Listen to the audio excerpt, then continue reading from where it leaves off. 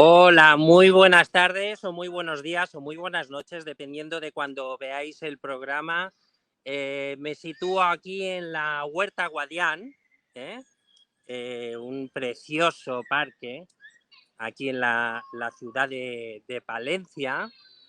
Para los que conozcáis un poco la zona, pues ya sabéis más o menos dónde estoy ubicado. La verdad es que el lugar, como os comento, es excepcional, ¿eh? Aquí tenéis la cripta, que por lo visto fue llevada pieza a pieza hasta aquí. ¿eh? No recuerdo exactamente de dónde vino, pero es muchísimo más antigua que cuando se reconstruyó en su momento y se llevó a este, como digo, precioso parque, ¿no? Como veis, es un lugar excepcional y me encantaría que visitarais esta ciudad, la ciudad de Palencia, que es una ciudad, como digo, preciosa, con muchísima historia. Por ejemplo, aquí fue donde se casó Rodrigo Díaz de Vivar, más conocido como el Cid Campeador. Y bueno, como veis, os puedo enseñar un poquito, un poquitín, lo que es la cripta por dentro, que como veis es un lugar excepcional. Preciosa.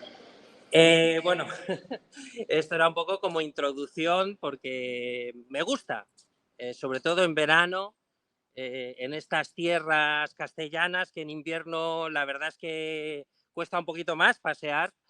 Los que seáis castellanos sabéis de qué estoy hablando, aunque aquí, bueno, es España, ¿eh?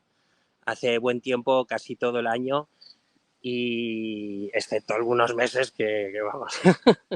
Y os lo digo como albañil que sé de lo que estoy hablando.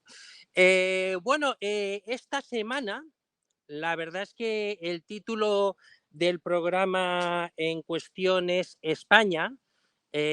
¿Caminamos hacia el socialismo? Es la pregunta que me hago. Y la verdad es que es una pregunta un poco peliaguda. De hecho, bueno, incluso creo que en Wikipedia fue desde hace bastante tiempo, creo que fue al principio de la legislatura esta, incluso anterior a la legislatura, ya se situó a España en uno de los países socialistas, es decir, con economía y con política socialista que había en el mundo, ¿no? Complicado, ¿eh? Es decir, porque, hombre, si estuviéramos en el año 1973, el año de mi nacimiento, y nos dijeran que, bueno, España puede ser un país de economía y de política socialista, igual, pues mira, habría muchísima gente que diría, ay, qué bien, qué bonito, qué maravilloso, ¿no? Pero en el año 2023, hombre, yo creo que los poco informados o los muy fanáticos o gente muy informada y no fanática, pero equivocada, lógicamente, yo creo, vamos. Y he sido una persona que, bueno, he defendido el socialismo durante mucho tiempo, pero poca gente hoy en día defenderá el socialismo, o por lo menos lo hará con vehemencia, si no está un poquitín equivocado, ¿no? O por lo menos el socialismo como, digamos, régimen económico hegemónico, ¿no? Es decir, en nuestra sociedad. Sabe mal decirlo, tengo amigos que defienden de manera extrema al socialismo, pero creo que hoy en día no tiene, no tiene ningún sentido después de las experiencias socialistas que hemos vivido. Y no se puede decir aquello de la próxima saldrá bien. No te preocupes, la próxima va a ser la buena. No, ya no. Es como ya si nos engañamos, nos podemos engañar todo lo que queramos o simplemente vivir del cuento, que es lo que pasa mucho, lo que le pasa a mucha gente con el socialismo. viven del cuento y, bueno, si vives del cuento, pues bueno, si ves gente muerta de hambre, pero literalmente, y tú vives bien, pues bueno, egoístamente puedes decir el socialismo es maravilloso, pero poco más, poco más. Es decir, como a nivel comercial vivir de eso, como el que vive de vender un producto estropeado, pues bueno, mucha ética no tendrás, hijo, pero bueno, a ver, evidentemente esto es una selva, y si dentro de esa selva quieres subsistir engañando a la gente, pues bueno, es tu forma de ver el mundo, ¿no? Pero yo, que creía en él, digamos, por indocumentado, por ignorante, por lo que fuera, pero cuando vi que no era así, cambié de opinión y dejé de abrazar esa teoría político-económica porque vi que no iba a ningún lado.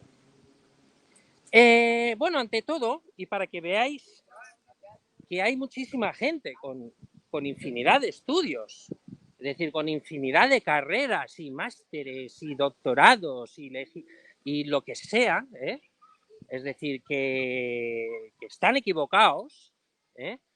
Bajo mi punto de vista, vaya, os voy a poner un pequeño vídeo para comenzar con este programa para que veáis algo que, hombre, es bastante llamativo. Yo lo pongo, ¿eh?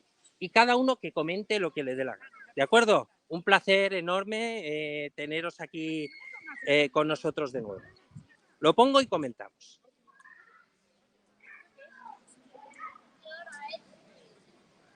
¿Cómo piensas que estamos llevando el conflicto de Ucrania desde aquí, desde España? Vale. ¿Empiezo? Sí, cuando quieras. Mira, para mí está clarísimo. El primer paso que tenemos que hacer es, desde España, dar ejemplo y ser todos veganos. El veganismo es lo que va a salvar el mundo. ¿Por qué? Si una persona está llena de parásitos intestinales, es violenta, es conflictiva, etc. Lo primero es la dieta que lleva uno. El veganismo es esencial, aunque me mires con cara rara, lo he experimentado en mi propio cuerpo. ¿Cómo piensas que estamos llevando el conflicto de Ucrania? ¿Lo habéis visto? Lo digo porque igual alguien no ha entendido cuál era la pregunta que se le hacía. Bueno, la pregunta que se le hacía es ¿qué piensas que se debería hacer para acabar con la guerra de Ucrania? Y esta señora contesta lo que ha contestado, ni más ni menos. Es decir, con algo que tiene que ver con el veganismo y con ideologías cercanas, por supuesto, no, cercanas no, directamente izquierdosas, comunistas, porque hoy en día todo lo que tenga que ver con ese tipo de ideologías que buscan el bien y van en contra del mal, ya sabemos que lo digo de forma irónica, en realidad están promovidas por el comunismo internacional, por el marxismo ideológico, por el marxismo cultural, ¿no? Que se ha impuesto de una manera increíble en muchísimos países, sobre todo en aquellos países de, digamos, ascendencia latina, ¿no? Ahí se ha impuesto de una manera bestial, excepto digamos, en la cuna de esa ideología que no es más comunismo, sino cercano al peronismo, que no es otro país que Argentina. En Argentina ha ocurrido esta semana algo que también luego vamos a comentar en la reflexión de esta semana, pero que me parece importantísimo, y es que de alguna forma se va a imponer, no creo, sinceramente, aunque mis vaticinios ya veis que a veces me puedo equivocar, no creo que el señor Javier Milei acabe gobernando, acabe siendo presidente, no lo creo, más que nada porque tiene un 30% de los votos, pero sí que es cierto que el cambio de tendencia es más que evidente, y es sobre todo porque el argentino ha entendido que digamos que esta ideología izquierdosa, esta forma de ver el mundo, esta forma de subvencionarismo continuo conduce a la pobreza más absoluta. ¿Por qué? Muy sencillo. Porque si tú todo lo basas en impuestos, impuestos y más impuestos para darle dinero a la gente, para que todo el mundo tenga sus derechos totalmente, digamos, garantizados, pero a su vez con ese dinero lo que haces en realidad es comprar votos, porque eso también es verdad, y aparte también a la vez que das dinero te quedas con una grandísima parte cada vez mayor, porque si me quedo al principio un 5%, ¿por qué no me quedo un 6%? Y luego, ¿por qué no me quedo un 7%? ¿No? ¿Y por qué no me quedo luego un 12%? Y luego un 15%, o luego un 25% de todo eso que doy, ¿no? Y luego un 30%, ¿no? O lo reparto con mis amigos, o hago obras por ahí y de esas obras en realidad me quedo con un 50%, ¿no? Así funciona. Y estos países latinos realmente se han impregnado de una manera bestial de ese tipo de ideología, ¿no? Y Argentina ya ha entendido que eso no va a ningún lado, que eso no funciona, que eso no tiene razón ninguna de ser. Bueno, pues lo que vamos a hacer ahora es un poco para que veáis que toda ideología, es decir, todo partido socialista, comunista, que impregna cualquier sociedad y que acaba siendo hegemónico, acaba siendo malo. Y siempre había una excepción a esta regla, llamada, no sé si la conocéis, yo creo que sí, Salvador Allende. Salvador Allende era de alguna forma el mirlo blanco, el cisne negro, ¿no?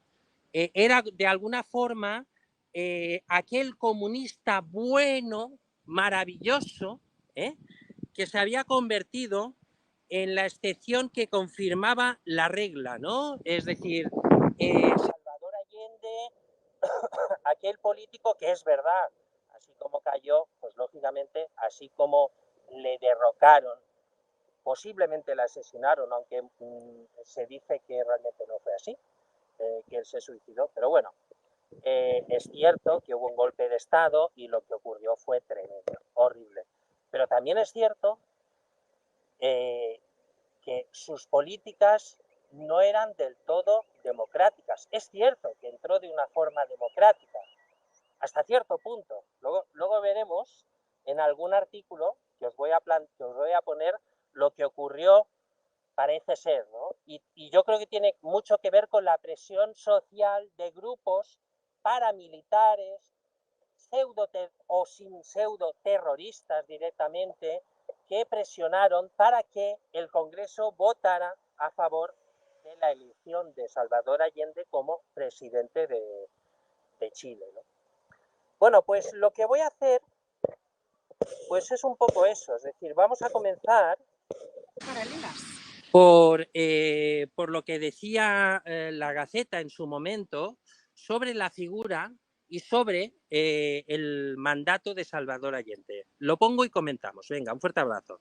Usamos cookies para mejorar tu experiencia de navegación. Más información, en el congreso celebrado en la localidad chilena de Linares el mes de julio de 1965, el Partido Socialista de Allende se definió como marxista, leninista y acordaba que nuestra estrategia descarta de hecho la vía electoral como método para alcanzar nuestro objetivo de toma del poder. El partido tiene un objetivo, para alcanzarlo deberá usar los métodos y los medios que la lucha revolucionaria haga necesarios. Esta postura se reafirmó en el Congreso de Chillán, celebrado en noviembre de 1967, con una resolución que afirmaba que la violencia revolucionaria es inevitable y legítima, constituye la única vía que conduce a la toma del poder político y económico, y su ulterior defensa y fortalecimiento. Solo destruyendo el aparato democrático militar del Estado burgués puede consolidarse la revolución socialista. Las formas pacíficas o legales de lucha no conducen por sí mismas al poder. El Partido Socialista las considera como instrumentos limitados de acción incorporados al proceso político que nos lleva a la lucha armada.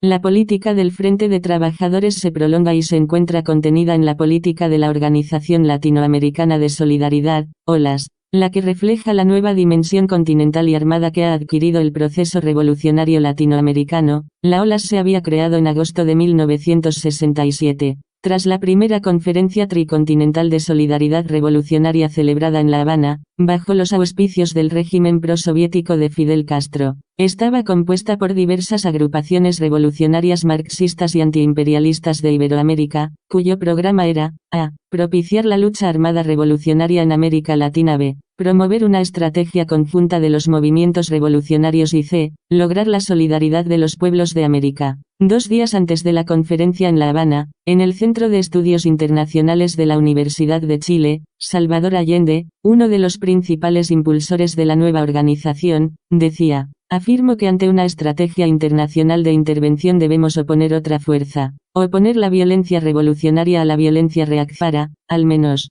sospechar de las intenciones democráticas de Salvador Allende cuando llega al poder en 1970. En las elecciones de aquel año se postulaban a la presidencia de la República, Salvador Allende de la coalición marxista llamada Unidad Popular, el candidato independiente respaldado por la coalición de centro, derecha del Partido Nacional y la Democracia Radical, Jorge Alessandri y Rodomiro Tomic del Partido Demócrata Cristiano. El resultado electoral de aquellos comicios fue el siguiente: Allende, 1.070.334 votos, 36.61%, Alessandri, 1.031.150.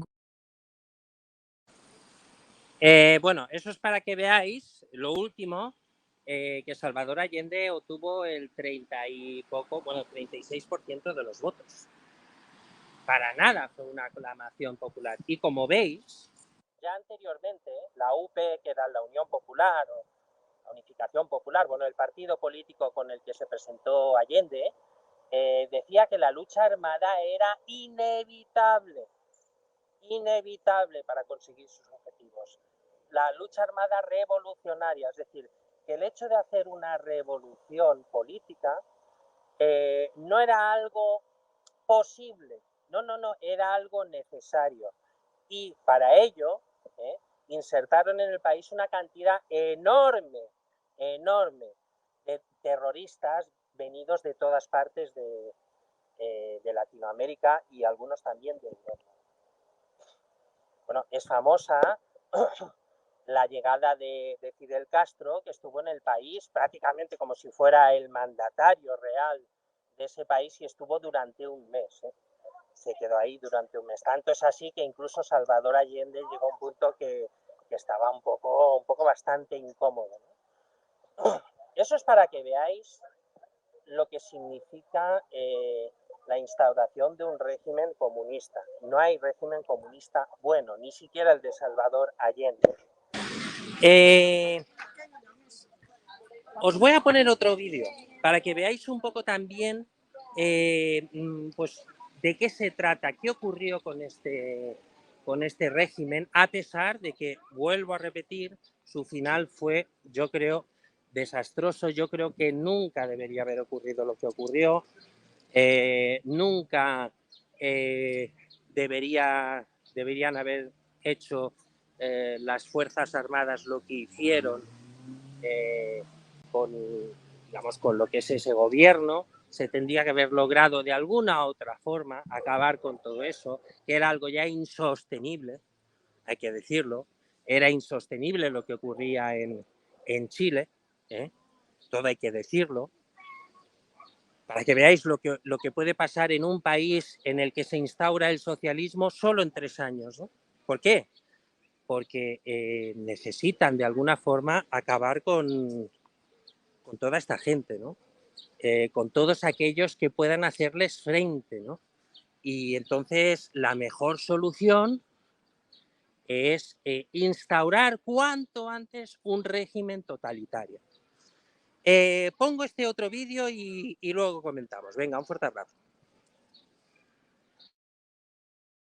Opinión: la dictadura comunista de Salvador Allende y la batalla cultural de la izquierda por apropiarse del pasado, con el eslogan de mantener viva la memoria, la izquierda se apoderó del relato adulterando todo lo acontecido, ocultando sus miserias, inventándose a sí misma grandezas y satanizando a sus enemigos. Así muchos jóvenes votan a favor del regreso de ideas que ya fracasaron. La izquierda no le puede mostrar ni un solo ejemplo de gobierno exitoso, tanto sea en el siglo XX como en el XXI, por Nicolás Márquez.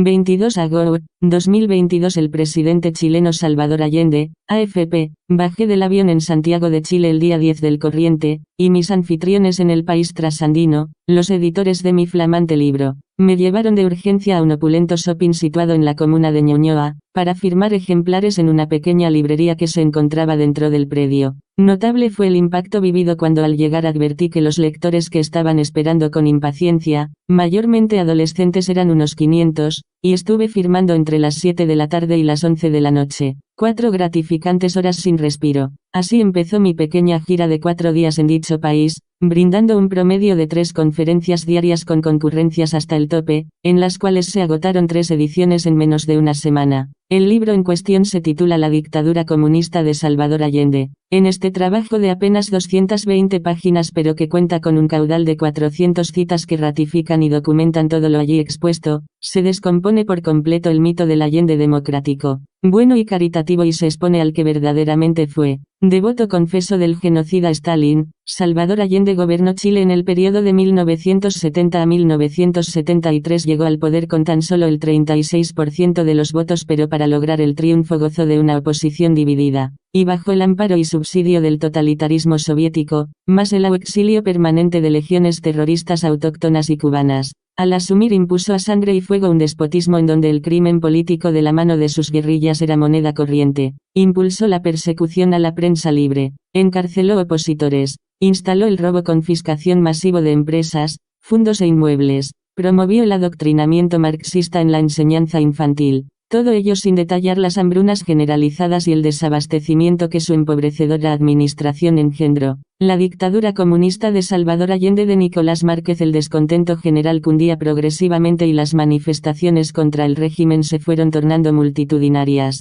La dictadura perdió asimismo las elecciones de medio término, a pesar del gigantesco fraude efectuado que denunció y luego comprobó la Cámara de Diputados. Allende desatendió y despreció, además, las instituciones del Estado, las cuales promediando 1973 el... Bueno, como veis, se parece mucho incluso a lo que ocurrió en España, muy anteriormente lo de España, pero sí que es cierto que lo que ocurrió en España, digamos, también fue precedido de unas elecciones fraudulentas y que lógicamente luego se demostró que era así, pero claro, como tienes un régimen dictatorial, militar instaurado, pues parece que todo lo que ese régimen saque a la luz va a quedar totalmente deslegitimado, ¿no? Y ese es un problema, ese es un error, digamos, a la hora de intentar instaurar un modelo, digamos, más estable con una dictadura militar, lo cual no tiene mucho sentido. Es decir, es intentar matar moscas a cañonazos, ¿no? Que es lo que pasó tanto en el Chile de Pinochet, que yo le encuentro muchas críticas, por supuesto que sí, como lógicamente en el régimen de Franco, que al cual también le encuentro muchas críticas, no solo yo, sino muchísima gente que entiende el modelo democrático como el único modelo que puede hacer que un país realmente funcione. Bueno, la verdad es que el programa de hoy da muchísimo para sí, da muchísimo de sí, y lo que podemos hacer también es un poco utilizar un artículo que me ha parecido muy interesante, en el cual también se habla precisamente de lo que estamos viviendo en estos días, ¿no? ¿Qué ocurre? Que este artículo ya es del 2022. Es decir, es de hace poco, pero tampoco es de hace tan poco. Y ya nos avisaban de que muchos inversores ven realmente a España como un país directamente comunista. Lo pongo y comentamos. Venga, un fuerte abrazo. Brokers europeos alertan sobre España, acecha el espectro del comunismo. Publicación de Libre Mercado. Uno de los principales brokers de institucionales y casa de análisis paneuropeos, Kepler Cheuvreux, baja el precio objetivo de la banca española. Un espectro acecha a España. El espectro del comunismo, advierte Kepler Cheuvreux en su reporte a inversores institucionales en Europa. Kepler Cheuvreux es uno de los brokers y casas de análisis más importantes de Europa, junto a otros como Exane y Berenberg. Los grandes actores financieros, fondos de inversión, gestoras, agencias de valores y bancos reciben este tipo de servicios, estos análisis pormenorizados de sectores o regiones, para ayudar a los equipos gestores en la toma de decisiones. Pues bien, este broker ha evacuado una fuerte advertencia sobre España y lo hace, además, con la crudeza de un titular que evoca las calamidades que el comunismo ha dejado en la historia a lo largo del último siglo. Dicen los analistas de Kepler Cheuvreux que, por desgracia, España se ha convertido en el ejemplo perfecto de cómo no se debe legislar sobre el sector bancario. Se refieren estos analistas a las últimas dos grandes decisiones sobre el sector: las ayudas a los hipotecados ante la subida del Euribor y la puesta en marcha del impuesto bancario patrocinado por el gobierno, que demuestra cuán tentador puede ser para las administraciones con problemas de liquidez aprovechar el sector bancario cuando necesitan pagar las facturas. Sobre las ayudas a los hipotecados mediante la creación de un nuevo código de buenas prácticas, dice Kepler que beneficiará potencialmente a 1 millón de hogares, pero también va a poner en riesgo alrededor de 20.000 millones de euros en préstamos dudosos. Además, señala que estas medidas impactarán tanto en las provisiones que tendrán que hacer los bancos, como en la cuenta de pérdidas y ganancias, por el efecto recaudatorio del nuevo impuesto aprobado por el Ejecutivo de socialistas y comunistas. Una afectación en los resultados empresariales de los bancos, completamente arbitraria, se queja Kepler. ¿Consecuencia de esta advertencia?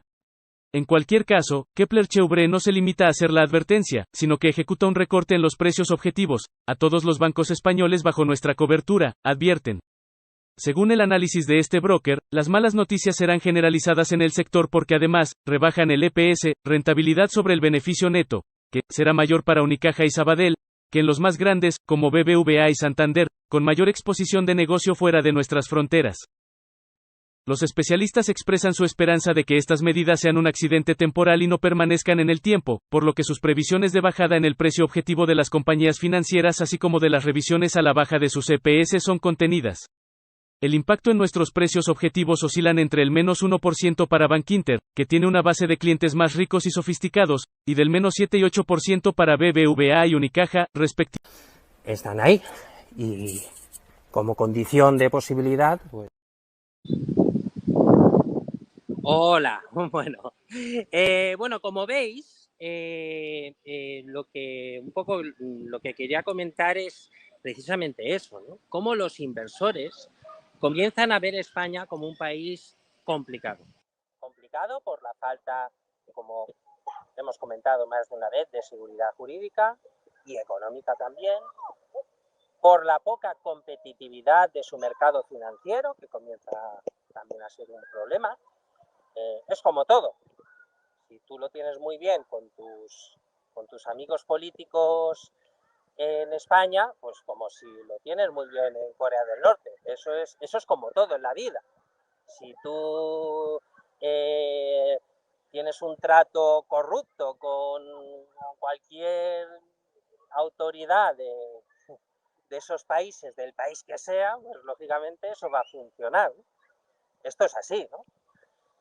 Pero hablamos de dentro del mercado y digamos con un criterio de competencia libre, etcétera, pues lógicamente España se sitúa en una posición bastante baja en relación a otros muchísimos países, ¿no? Bueno, y ahora lo que me gustaría también es, sabiendo lo que ha ocurrido en estos días, digamos, poneros la reflexión de esta semana en relación, voy a hacer un pequeño adelanto, a lo que, digamos, al poco apoyo que ha habido entre las fuerzas de la derecha. ¿Qué está ocurriendo hoy, no? Es una pequeña reflexión que, como siempre digo, este programa podía durar 3 horas, pero no tenemos tanto tiempo. y lo pongo y después comentamos. Venga, un fuerte abrazo.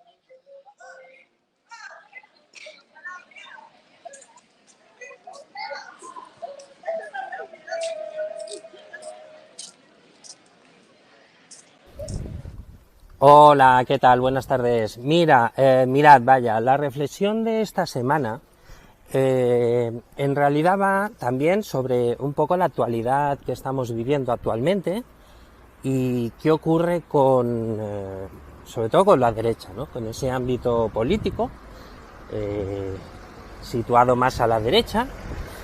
¿Y qué es lo que está ocurriendo? ¿Por qué cuando tiene todo a su favor, todo, cuando incluso la situación a nivel político es tan nublada, incluso después de unas elecciones autonómicas y municipales que dejaban tan claro el apoyo a la derecha, qué ha ocurrido para que de repente estemos viendo que la izquierda va a seguir gobernando este país?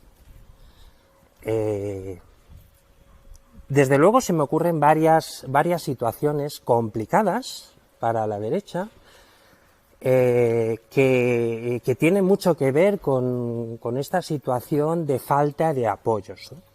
Primero, falta de apoyo electoral, que no es tanto apoyo electoral como distribución de los votos, ¿no? Yo creo que de alguna forma lo que está ocurriendo es que la estrategia del Partido Popular no ha surtido efecto. No surte efecto ni siquiera a nivel electoral y mucho menos a nivel político actualmente, ¿eh? Es decir, sí es cierto, ha tenido un éxito estruendoso en las regiones, en las autonomías, y eso hay que destacarlo. Pero después, a la hora de conseguir en el Congreso los apoyos necesarios para sacar adelante una investidura, no parece ser que esté preparado para eso, sobre todo para la nueva situación actual.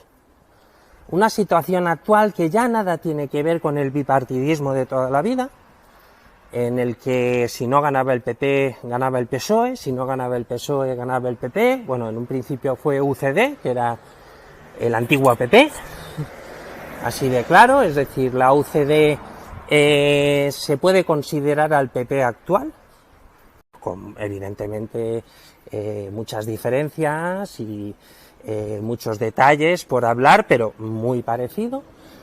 Sin embargo, la situación actual tiene muy poco que ver con ese año 1978 y posteriores. Sobre todo por una razón muy evidente. Y es porque realmente ahora hay una pluralidad de partidos políticos que se han dividido, que se han repartido de alguna forma ese espacio político que antes conformaban pues Partido Popular y Partido Socialista, o incluso en en las autonomías, pues el PNV, con los partidos nacionales en Euskadi, y el Convergencia y Unión con el PSC y poquito menos el PP, ¿no? También estaba ahí RC, pero bueno, RC no sacaba lo que actualmente sacan. Y CiU se ha dividido muchísimo, ya lo estamos viendo, y no tiene nada que ver con la CiU de hace, 15, 20 años, ¿no?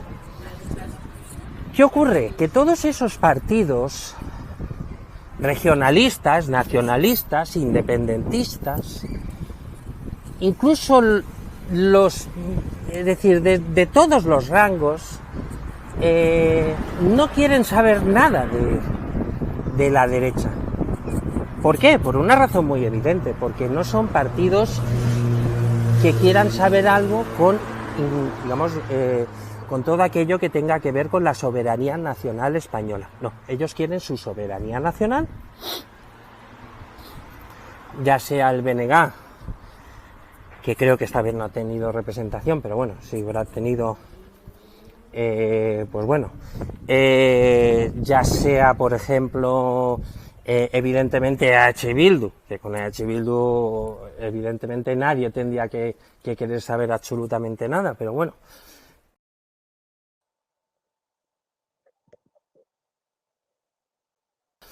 Están ahí y como condición de posibilidad, pues pueden decidir, de hecho deciden, ¿no? Junts per Catalunya, el PNV, por supuesto, tampoco quiere saber nada de esta gente, y luego está Vox. Vox ya ni te cuento, ¿no? Vox para ellos no cuenta absolutamente para nada, ¿no? Cosa que no lo entiendo, porque si se cuenta con Bildu, más se tendría que contar con Vox, ¿no? Pero el tema nacional aquí es súper importante.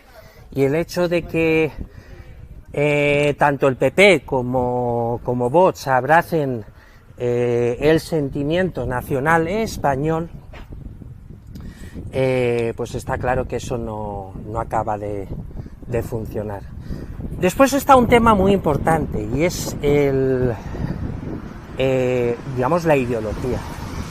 Así como hasta hace muy poco parecía que la ideología no tenía importancia, en la derecha comienza a tenerla por la falta de definición. Y eso lo estamos viendo por ejemplo, con lo ocurrido también esta semana con Javier Milei. ¿Por qué? Javier Milei resulta que ahora está teniendo el éxito que está teniendo, sobre todo porque tiene una política ultra definida. Es decir, estamos hablando de un señor, de un partido, de lo que sea, que, digamos, abraza de una manera estricta el liberalismo, que es una ideología política. Hay gente que dice que es la falta de ideología, o una ideología que abraza todas las ideologías. No, el liberalismo es una ideología en sí, pero una ideología, digamos, en la cual pueden entender que alguien pueda, digamos, abrazar el comunismo y tener un tipo de, como diría, de comuna en algún lado, etc. Eso lo entienden ellos, ¿eh? Por eso la democracia española es una democracia liberal, como el 99,9% de las democracias actuales, pero eso es lo que tiene que ocurrir. Es decir, el liberalismo tiene que dejar de ser algo anecdótico en España para convertirse realmente en la ideología predominante de los partidos de derechas, porque realmente lo es en nuestro país. Venga, pues muchas gracias y ahí está mi reflexión de esta semana. Un fuerte abrazo. Bueno, pues como veis, es un poco eso lo que comentaba. La cuestión nacional, difícilmente tanto el PP como el PSOE van a dejar de admitir la cuestión nacional como una de las bases de su política. Y eso es lógico y evidente, y además considero que debe ser así, porque yo creo que todos los partidos españoles deberían tener esa forma de ver España dentro de su decálogo político, ¿no? Cosa que no ocurre. De hecho, yo creo que hay muchos partidos políticos en España, sobre todo dentro de la izquierda, que son absolutamente antinacionalistas españoles, ¿no? Sí, son nacionalistas vascos, catalanes, asturianos, logroñeses, de donde sea, ¿no? La cuestión es dividir, porque eso para ellos es importante. Dentro del comunismo, como hemos dicho más de una vez, es importante la atomización. ¿Por qué? Porque el convertirnos en individuos hace que seamos muchísimo más débiles como sociedad. Por eso van en contra de todo aquello que nos una, tanto lo que es la nación, como la familia, como la cultura, etcétera, etcétera. Todo eso hay que acabar con ello. Hay que acabar con ello. Las tradiciones, todo lo que se os ocurra, que tenga que ver con la cohesión social, con todo eso hay que acabar. Hay que acabar porque ellos lo que quieren es quitarnos todo lo que tengamos en la cabeza, todo lo que nos una, para a partir de ahí, digamos, ellos hacer con nosotros lo que quieran, ¿no? Por eso es importante también vaciar nuestro cerebro. Y si sigue vacío, no lo van a llenar ellos, no os preocupéis. Dirán que os lo llenan, pero no. Cuanto más vacío esté, mejor, porque más os pueden manejar. Bueno, pues es un poco todo esto lo que quería comentar. La pregunta es que si caminamos hacia el socialismo o más bien hacia el comunismo, pues lógicamente yo diría que sí, estamos cada día más cerca. De hecho, si hacemos un paralelismo con lo ocurrido con Salvador Allende, muy a pesar de lo que ocurrió al final y ese trágico final, que me parece horrible, me parece un crimen lo que ocurrió con Salvador Allende, pero sí que es cierto que su régimen fue absolutamente socialista y absolutamente comunista, al estilo de todos los regímenes comunistas que ha habido y habrá en el mundo, porque todos son iguales, desde el de Pol Pot, al de Lenin, al de Stalin, al de todos son exactamente iguales y todos acaban exactamente igual, ¿no? En una dictadura, algunos llaman dictadura del proletariado, cosa absurda, una dictadura, y el proletariado son ellos, no eres tú, es decir, es el 0,01%, que vive bien, el resto vive como, bueno, de lo peor, lógicamente, ¿no? Por eso quería poner ese ejemplo. Y nada, ante todo, muchísimas gracias por seguir ahí, un placer enorme.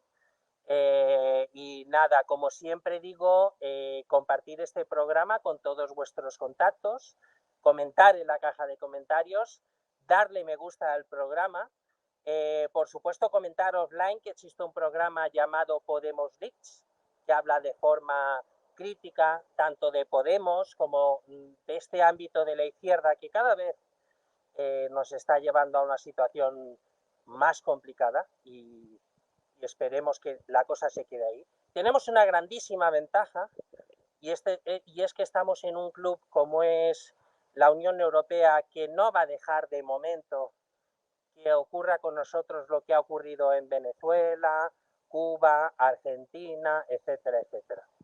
Eso es lo único positivo que tenemos, porque si no estaríamos ya...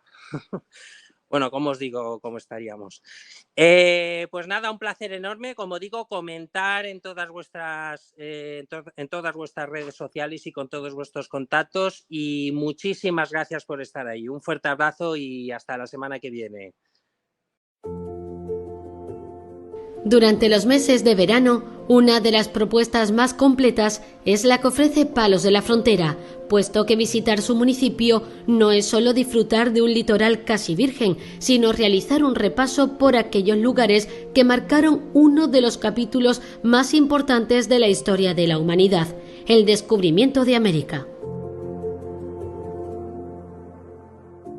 Podemos comenzar nuestra visita por La Rábida, testigo directo de toda la hazaña que allí se gestó. Primera parada obligada es el monasterio franciscano de La Rábida, donde dieron cobijo y apoyo al almirante Colón y cuyos monjes intercedieron por él ante la corte de la reina Isabel la Católica. Antes de monasterio fue altar fenicio, templo romano o mezquita fortificada musulmana o rápita, de donde toma el nombre el paraje. Tras sus múltiples reformas, en 1856 fue declarado Monumento Nacional. En su interior se alberga varios frescos de Vázquez Díaz sobre el descubrimiento, legajos históricos como un mapamundi de Juan de la Cosa o una pequeña capilla consagrada a la Virgen de los Milagros, ante la que los marineros se postraron antes de su partida y que el Papa Juan Pablo II coronó hace 25 años en su visita a Huelva y a los lugares colombinos. Otra de las señas de identidad de La Rábida es el muelle de las Carabelas. A orillas del Tinto y muy cerca del lugar del antiguo puerto de Palos se encuentra una dársena semicircular que atesora las réplicas de las 3 naves descubridoras, las carabelas Pinta y Niña y la nao Santa María. A su alrededor, escenas sobre la época precolombina pone en contexto al visitante. Su interés lo ha hecho valedor como el tercer monumento más visitado de Andalucía. En el mismo edificio hay un museo sobre el descubrimiento con proyecciones audiovisuales, mapas y documentos de la época. Muy cerca de este muelle, el visitante puede, además, visitar el Foro Iberoamericano, un auditorio con capacidad para 4.000 personas, el Muelle de la Reina, en honor de la reina gerente María Cristina, que lo inauguró en el 4º centenario del descubrimiento, el monumento en honor del Plus Ultra, que marcó un hito en la historia de la navegación aérea al realizar la ruta desde Palos de la Frontera a Buenos Aires en 1926, el monolito que rinde homenaje a los descubridores en 1892, pero de reciente restauración, la Universidad Internacional de Andalucía, sede iberoamericana de la Rábida, o el Parque Botánico José Celestino Mutis, que reúne flora autóctona y americana. Pero ya en la ciudad, la iglesia de San Jorge Mártir marca el viaje, lugar donde se produjo la lectura La Orden Real, que solicitaba armar naves y reclutar marinos para acompañar a Cristóbal Colón. La iglesia es una obra de estilo gótico mudéjar, cuyo núcleo principal debió ser del siglo XV, aunque hay indicios incluso del siglo anterior. El templo destaca por la austeridad de sus fuertes estribos, la severidad de su puerta principal, construida en piedra, y sus almenados muros, dando al conjunto cierta imagen de edificio militar. En su interior se guarda una figura de Santa Ana del siglo XIII, un retablo de cerámica del siglo XVIII y unos frescos que representan escenas de la coronación de la Virgen, San Jorge o el apóstol Santiago. En cambio, la llamada Puerta de los Novios, por la que salieron los marinos para embarcarse en la madrugada del 3 de agosto de 1492, posee una primorosa labor en ladrillos de 2 tonos de estilo mudéjar. Muy cercano a este templo, yendo hacia Muguer, se encuentra la Fontanilla, otra de las visitas obligadas, pues se trata de un templete de ladrillo del siglo XIII, donde las naves se hicieron aguada para la travesía, puesto que era una de las 2 fuentes públicas del municipio. Cerca de la Fontanilla se encuentra la Casa de la Misericordia, antiguamente conocida como Hospital de la Sangre. Era el lugar donde los marineros acudían cuando tenían alguna enfermedad. Tras ellos ha tenido múltiples usos, aunque actualmente está reconvertida en museo naval. El visitante no puede abandonar Palos de la Frontera sin entrar en la Casa de los Pinzón, la familia de marineros que apoyó a Colón. En este edificio se exhibe una exposición permanente y un centro de estudios sobre la relación de Palos de la Frontera con el descubrimiento. Palos de la Frontera, además, homenajea al más ilustre vecino, Martín Alonso Pinzón, con una escultura situada en la plaza del ayuntamiento. Si el visitante prefiere el turismo de sol y playa, Palos cuenta con Mazagón, que comienza justo en la desembocadura del río Tinto y se extiende más de 6 kilómetros de arena fina y blanca, playas semivírgenes que predicen Doñana. En el inicio del litoral se encuentra la Casa del Vigía, construida a principios del siglo XX para funciones de vigilancia, control, balizamiento y orientación para los puertos de Mazagón y de Huelva. Más adelante podemos encontrarnos con pinares, acantilados, dunas y playas que dibujan un espacio para el disfrute de los sentidos. Mazagón cuenta además con uno de los puertos deportivos más importantes de la provincia, reconocido con diversas señas de calidad e ideal para la práctica de deportes náuticos. Todos estos alicientes y muchos más conforman una de las ofertas más completas para el visitante.